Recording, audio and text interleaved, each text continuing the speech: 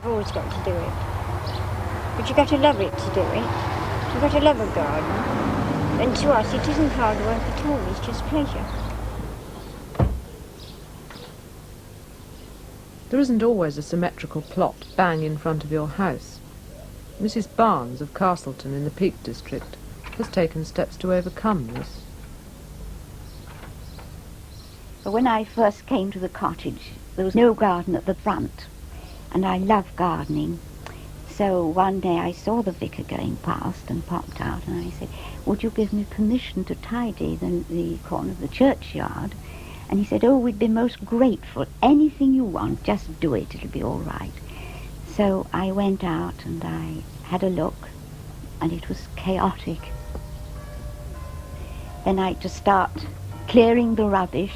First I humped stones in 2 buckets, and then I went for the weeds with a trowel, a rake with a broken handle, and my 2 hands. I wanted it to be herbaceous, and I planted it out. Started making the surround to it, the shape of it, and there were awful snags there. There were iceberg rocks with the tips coming out. I couldn't move for anything. So I took the garden round it, so all the curves are not all my own artistry. I also take in my stride 18 graves and 1 monument. I should say easily a quarter of those have no one to care for them, and I found it sad. So I take them in with me as well. The village were very curious, and I got such sort of good-humoured, what you doing? Are you digging graves? No. Oh, did you want one? Not yet, you know. And thus it went on.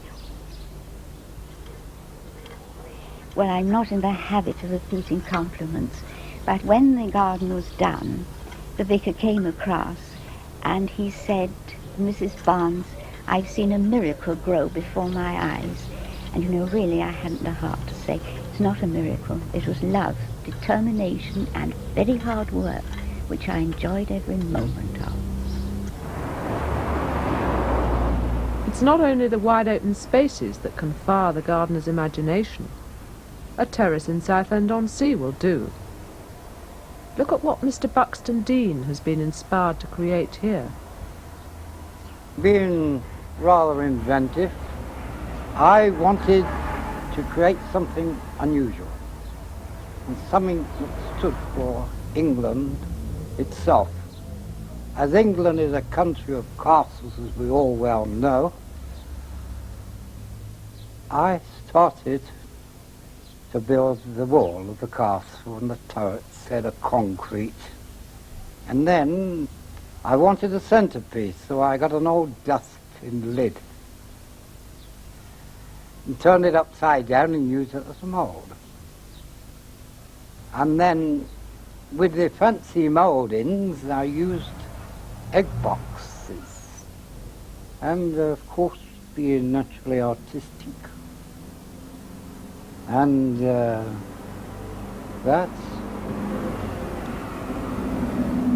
it gives me great pleasure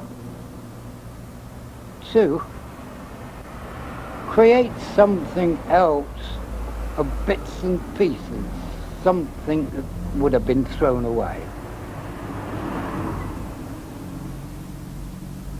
The colour scheme was decided by the Queen's Jubilee. That did influence me more than anything to build a castle. A man's home, bear in mind, is his own castle, I suppose. What do you think? Oh, we feel marvellous about it. 2 ordinary working people being allowed to live in a place like this, we think it's absolutely mad. We still can't believe it. We still can't believe it. Mr. and Mrs. Harrison's castle, isolated, no gas, no electricity, is on the edge of Brocklesby Park, a great estate in a remote corner of North Lincolnshire. It is in fact the gatehouse. They rent it. Well, it's one of Capability Brown's follies. He was known as a landscape gardener. We saw it empty, and it had been empty for quite a while, and we just thought on the off chance that we would see if they would let us live here. And that was it. It's 8 years this October when we got the keys. Semi-derelict. It hadn't been Gardens taken were care of, non-existent. Not at all. Non-existent. I'm an informal person, and so the garden's informal. I mean, I'd known nothing at all about gardening. All I know is you put the airy end of the plant in the garden and hope for the best. We get some water now and again. I don't like things in straight lines. I just love to see things look nice and neat and tidy and happy, not dismal. It's a long while ago since I left school now. And on my school report it said, neat, tidy, conscientious worker with artistic ability, and I think that's about sums it up. I think Capability Brown would have shook our hand. I really do. I think this building, we've treated it with love and respect that it deserves when he fashioned it, and I think that he would be delighted. And we think we've achieved something. We've really achieved something with the building as it was, And surrounded with nettle garden. weeds and everything. Yeah. Even the inside, we put it right. Would you ever think of starting again somewhere else? Oh, dear me. No. Oh, where could you find even, let alone better, as good as this? I can never get enough of the place. Never. I mean, who else could be given the chance to live in a place like this, in all this beautiful area? People always seem as though they're looking for something. And really, it's at the end of the nose. I found it. It's fabulous. We came down to have a look round and see what we thought of it. And of course, when we saw the place itself, I said, don't look at no more. That's the one I like. But when you find your dream house, you may inherit someone else's dream garden, and it may not be to your liking.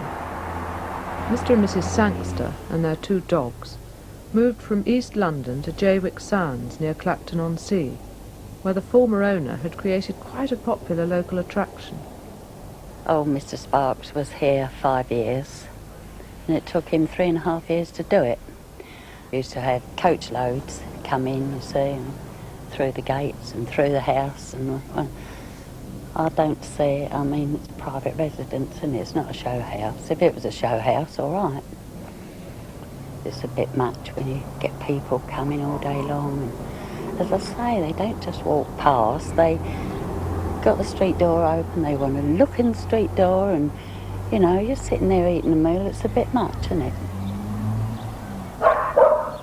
We decided that we didn't like the garden much. There's not enough room for the dogs for a start. So we had a little chat like, would we keep it or would we knock it down? And, we sort of decided that we'd knock the garden down and make room for the dogs.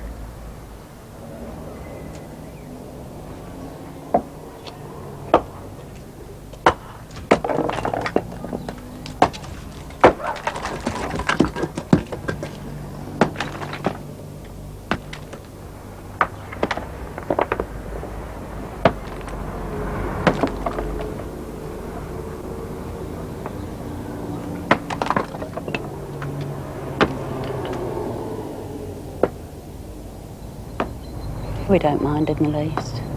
As a matter of fact, I'm pleased. I don't think anyone around here is sorry, really, that we're having it knocked down. Because that woman out there in the white, she says, oh, it's a shame. She's not nasty, she just thinks it's a shame, but we don't. We want it, and that's it. You know, when we took it on, there was no understanding that we wouldn't touch it, so we pleased ourselves. I'm sorry, That's me. I do what I want, not what people want me to do. I believe in leading my own life. That's all there is to it, isn't it?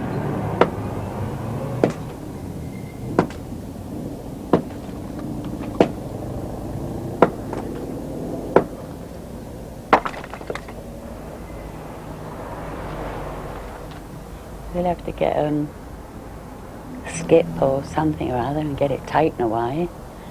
That's going to cost the earth, isn't it? Still, that's what we want, so I expect we'll have to pay for it. We would like flowers, but of course we can't have it with the dogs, see? So what we plan to do is just have the stones out the front and grass all down there. That's what we plan to do. I think a garden should be a very, very happy place. You should be aware of the atmosphere. I think the plants, the flowers, the vegetables, they share our joy. If we are enjoying it and we're happy with them, they're happy with us. Mr. Cahoon and his wife moved from Sunderland to Stickney in Lincolnshire 3 years ago. In front of their bungalow was a rough field. They laid out this showpiece with its 5,000 bedding plants from scratch. Why do you have such a formal garden in the middle of the country? Well, I think it's all part of a person's character. I suppose it's in one's makeup.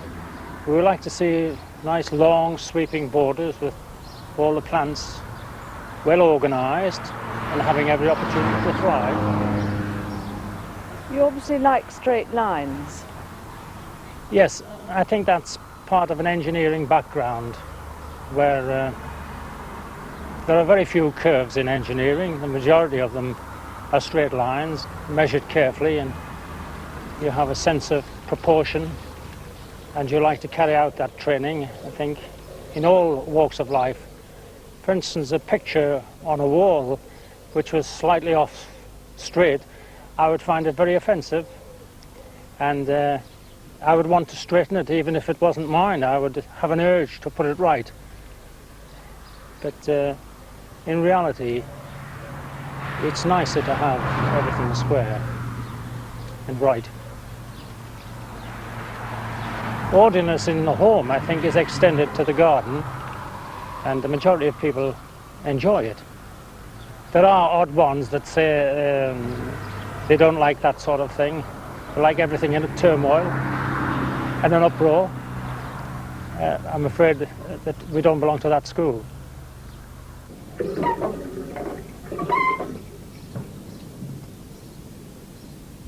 But Mr. Newnham of Chastleton in Gloucestershire certainly belongs to that school.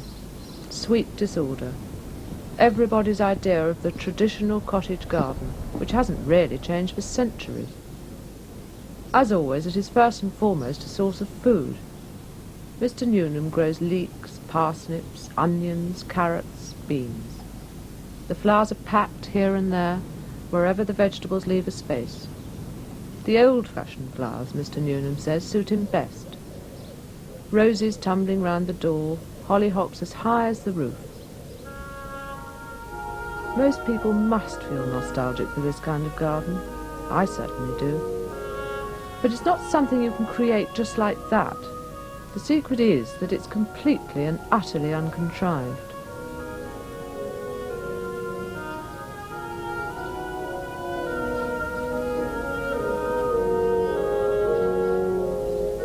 One of my favourite gardens of this kind is Mrs. Meredith's at Castle Tump, on the other side of Gloucestershire.